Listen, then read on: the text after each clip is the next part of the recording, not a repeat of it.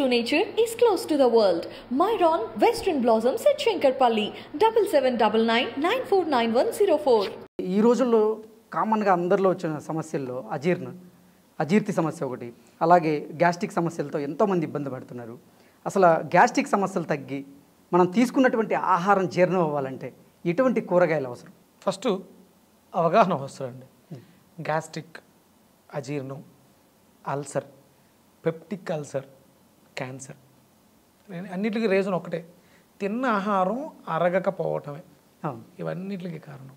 ఇంకొకటి, తిండికి మధ్యలో ఉండాల్సినటువంటి గ్యాప్ మనం ఇవ్వకపోవటం. మనము బ్రతకటం కోసం తినాలి, తినడం కోసం బ్రతుకుతున్నాం. దాన్ని మారిస్తే ఇప్పుడున్నటువంటి జనరేషన్లో, అంటే నేను కించపరచను, నేను కూడా అలాగే ఉండేవాడిని.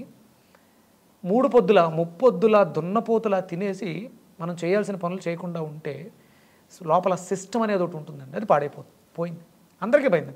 99% ఎవ్వరూ కూడా ఆకలేస్తే తినట్లేదు. టైంకి తినాలి, అదే టైం అయింది కాబట్టి తినాలి, ట్యాబ్లెట్లు వేసుకోవాలి కాబట్టి తినాలి, లేకపోతే తినడం కోసం తినాలి.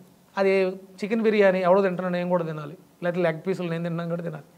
వేళాపాలా లేదు, ఎప్పుడు పడితే అప్పుడు, ఎక్కడ పడితే అక్కడ, ఎలా పడితే అలా తినేస్తున్నాం.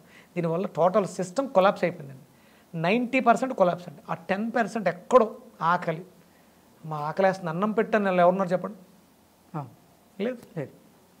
దాన్ని మార్చుకోగలిగితే మనం బ్రతకటం కోసం మాత్రమే తినాలి. ఈ gas, ulcer, peptic ulcer, cancers దానివల్ల వస్తుంది. సరే, చేసేసిన తప్పులు చేసేసాం, బాగు చేసుకుందాం కదా. బూడిద గుమ్మడిగా అద్భుతంగా పనిచేస్తుంది. డైజెషన్ సిస్టమ్ని మళ్ళీ పునరుత్తేజం చేస్తుంది. అది అరుగుదల అనే వ్యవస్థని మెరుగుపరిచి మీకు ఫస్ట్ ఆకలి అంటే ఏంటో తెలియజేస్తుంది. అది ఓకే, ఆకలి అంటే ఏంటో తెలిస్తే తిన్నది మిక్సీలో వేసి కొట్టినట్టు కొట్టి అవతల వాడేస్తుంది. ఇక్కడ మనం ఫస్ట్ గుర్తుపెట్టుకోవాల్సింది ఏంటంటే బ్రతకటం కోసం తినాలి, ఎప్పుడు పడితే అప్పుడు తినకూడదు. సూర్యోదయం సూర్యాస్తమయం మధ్యలో 1 మీల్ ఎనఫ్ జీవితానికి. తినకపోతే ఏమీ కాదండి, ఏమీ కాదు. తినకపోతే ఏదైనా సమస్య వస్తుంది అనుకుంటే తినడం వాళ్ళ మాత్రమే వస్తుంది. ఇంతగా పూర్వకాలంలో యోగులు తీసుకున్నట్లయితే ఒక్క పూట భోజనం చేసి మొత్తం వాళ్ళ జీవితాన్ని గడిపేసేవాళ్ళు. ఇప్పుడు మనం ఏదో 3 పూట్ల ఇంకొక స్నాక్ పేరుతో 5 పూట్ల కూడా దానికి కూడా సామెతోడు చెప్పారు, ఒకసారి తింటే యోగి, 2 సార్లు తింటే భోగి, 3 సార్లు తింటే రోగి, ఇక తర్వాత 4, 5 ఏంటో మీరే ఆలోచించుకోవాలి. చాలా పెద్ద వాళ్ళని కూడా చూశానండి, అంటే అలవాటు పడిపోయి ఉన్నాం. అంటే నాసిరకం పదార్థాలు, లేకపోతే నాసిరకమైన, అంటే క్వాలిటీ ఆఫ్ ఫుడ్ ఈటింగ్, క్వాలిటీని చూడట్లేదు, క్వాంటిటీని చూస్తున్నాం ఇక్కడ. దానివల్ల ఏమవుతుందంటే మన లైఫ్లో క్వాలిటీని మిస్ అయ్యాం.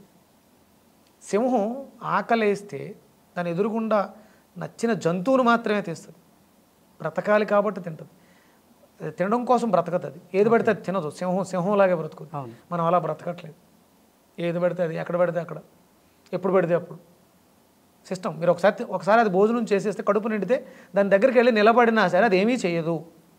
ఆకలి వేస్తే మాత్రమే అది చంపి తింటుంది. అలా అని మళ్ళీ రేపటి కోసం దాచుకోవాలి. క్వాలిటీ సింహంలా బ్రతకాలి తిండి విషయంలో. ఒక్కసారి తింటే సరిపోతుందండి, జీవితం చాలా హ్యాపీగా ఉంటుంది. ఎప్పుడన్నా మీరు ప్రయాణాలు చేసేటప్పుడు విన్నారన్నమాట, ఒక మాట ఉంటుంది, లెస్ లగేజ్ మోర్ కంఫర్ట్. అవును కదా, అది ప్రయాణంలోనూ ఈ ప్రయాణంలో కూడా అంతే. ఎప్పుడు కూడా తక్కువ ఆహారం ఆరోగ్యంగా జీవనాన్ని సాగించడానికి, జీవన ప్రయాణాన్ని సాగించడానికి ఉపయోగపడుతుంది. అది రెండిట్లోనూ అన్వయించుకోవాలి. తక్కువ లగేజ్ని అనుకుంటే, ఇప్పుడు నేను మానస సరోవర యాత్ర వెళ్తున్నాను, మాకు తీసుకెళ్ళే వాళ్ళు ఇన్స్ట్రక్షన్స్ ఇస్తూ ఉంటారు, less luggage more comfort. Yes, కరెక్టేనమ్మా. అందుకని ఏంటంటే ఇప్పుడు ఒక పదార్థాన్ని తయారు చేసుకుని అమృతాహారం, ఉదయం మధ్యాహ్నం సాయంత్రం అమృతాహారమే. అంటే అక్కడ మనకు కావాల్సింది కేవలం ఎనర్జీ మాత్రమే, స్వామి దగ్గరికి వెళ్ళటానికి. అంటే ప్రోటీన్ అధికంగా తినేస్తే అసలు వెళ్ళలేము ఆయన దగ్గరికి. అవును, అంటే ప్రోటీన్ కావాలని మేకమాసం, ఇంకా మీరు పర్వతారోహణ చేయిస్తారు మాతోటి అని చెప్పేసి కేజీలు మటన్ చికెన్ తింటే వెళ్ళలేము.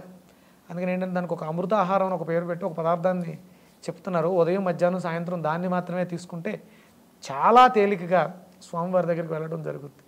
ఓకే, అంటే నేను దానికోసం చెప్పట్లేదు, నిజ జీవితంలో కూడా ప్రయాణం సుఖమంగా సాగాలి అన్నప్పుడు ఎప్పుడు ఎంత తక్కువ తీసుకుంటే అంత ఆరోగ్యంగా ఉంటుంది. ఓకే. అంటే ప్రయాణం అంటే గుర్తొచ్చింది, మీరు గురువు. ట్రైన్లో ట్రావెల్లో వెళ్ళేటప్పుడు చూడండి, ఏదో తింటూనే ఉంటాం. అవును. ట్రైన్ వెళ్తూ ఉంటుంది, వాడు వస్తూ ఉంటాడు, సమోసాలు తింటూనే ఉంటాం. ట్రైన్ దిగే లోపు ఏదో అయిపోద్ది అన్నట్టుగానే తింటాం. ఇప్పుడు కూడా మీరు ఎంత తక్కువ తింటే మీ శరీరంలో ఆ జీర్ణ వ్యవస్థ అద్భుతంగా పనిచేస్తుంది. వ్యవస్థను పాడు చేసేసి జింటాక్లు, ర్యాంటాక్లు, ఈనో ప్యాకెట్లు ఇవి వేసుకోవాల్సి వస్తుంది. తక్కువ తినండి, ఆరోగ్యంగా ఉంటారు. ఆకలి వేస్తే భోజనం చేయండి, ఆకలి లేకపోతే చేయొద్దు. ఓకే గురుగారు, ఈ బూడిద గుమ్మడికాయ జ్యూస్ని ఎలా తీసుకోవాలి, ఏ టైంలో తీసుకుంటే మంచిది? బూడిద గుమ్మడికాయకి ఉదయం మధ్యాహ్నం మంచి సమయం. ఎందుకంటే ఆహారం తీసుకోవడానికి అనువైన సమయాలు అవే. మిగతా సమయాలు ఎక్కడ కూడా శాస్త్రంలో భోజనం చేయడానికి అర్హత లేదు. అంటే మధ్యాహ్నం తర్వాత భోజనం చేయకూడదు. మళ్ళీ రేపు ఉదయం, అంటే మనం యోగి తత్వంలో ఉన్నాం, భారతదేశం అంతా కూడా యోగి తత్వంలోనూ లేకపోతే భోగి తత్వం. అయితే సన్యాసాస్త్రం అయి ఉండాలి, లేకపోతే గృహస్థాశ్రమం అయి ఉండాలి. గృహస్థాశ్రమ ధర్మం ప్రకారం మధ్యాహ్నం భోజనం చేసే అర్హత ఉంది. సన్యాసాస్త్రం అయితే ఉదయమే 9 గంటలకల్లా అన్ని కార్యక్రమాలు పూర్తి చేసుకుని మళ్ళీ నువ్వు జపమో ధ్యానమో చేసుకుంటూ గడపాలి. అందుకని ఏంటంటే గృహస్థాశ్రమ ధర్మం ప్రకారం ఉదయం మధ్యాహ్నం బూడిద గుమ్మడికాయ జ్యూస్ తీసుకోవడానికి అనువైన సమయం. ఓకే. మినిమం ఒక మనిషికి రోజుకు ఒక 100 గ్రాములు సుమారు బూడిద గుమ్మడికాయ తొక్కతో సహా. చాలామంది తొక్క తీసేసి గింజలు తీసి ఆ మధ్యలో ఉన్నటువంటి ఎందుకు పనికిరాని కండను మాత్రం వాడుతూ ఉంటారు. అవును. అది చాలా రకాల పదార్థాలు ఉన్నాయి మీకు. అంటే గుమ్మడికాయలా ఉండే పదార్థాలు ఏమున్నాయి? ఆనపకాయ కూడా గుమ్మడికాయలాగే ఉంటుంది, అలాగే మంచి గుమ్మడికాయ ఉంటుంది, దోసకాయ కూడా గుమ్మడికాయలాగే ఉంటుంది. కానీ ఈ గుమ్మడికాయకి బూడిద ఎందుకు పడుతుంది? ఇది పరమేశ్వర తత్వాన్ని తెలియజేస్తూ ఉంటుంది. ఓకే. అందుకని ఏంటంటే ఆ పైన ఉన్న మట్టిని మాత్రమే కడిగి కొంచెం ఆ బూడిద ఉండాలి, విభూది ఏదైతే ఉందో. అంటే ఇది ఏది శాశ్వతం కాదు, చివరికి మిగిలేదు అదే అని చెప్తుంది బూడిద. అది అంటే మనం కొంచెం హార్డ్గా అనిపిస్తుంది. విభూతి, బూడిద గుమ్మడికాయలో ఉన్నటువంటి ఆ విభూతి కూడా మనకి ఉపయోగపడుతుంది. కాబట్టి లైట్గా మట్టిని మాత్రమే కడిగి చిన్న చిన్న ముక్కల కింద కట్ చేసి, అనువైన సమయం కూడా ఉదయం మధ్యాహ్నం. ఎందుకు చెప్పామంటే ఇది విపరీతమైనటువంటి చలవ చేస్తుంది. అందుకని శీతాకాలం వానాకాలం తీసుకోవాల్సి వస్తే ఒకవేళ అజీర్తి సమస్యలతో దాన్ని కొంచెంగా వేడి చేసి లేకపోతే ఆవిరి పట్టి తీసుకోవాలి. మిగతా రోజుల్లో అంటే ఆ జలుబు సమస్యలు లేని వాళ్ళకి ఎప్పుడు తీసుకున్నా పర్వాలేదు. ఉదయం మధ్యాహ్నం మాత్రమే, సాయంత్రం అయితే నిషిద్ధం. సాయంత్రం అయ్యేసరికి మనం చలువ చేసే పదార్థాలు ఫ్రూట్స్ ఏవి తినకూడదు. మనం బూడిద గుమ్మడికాయ చలువ చేస్తుంది అంటున్నాం కాబట్టి బూడిద గుమ్మడికాయ కూడా నిషిద్ధం.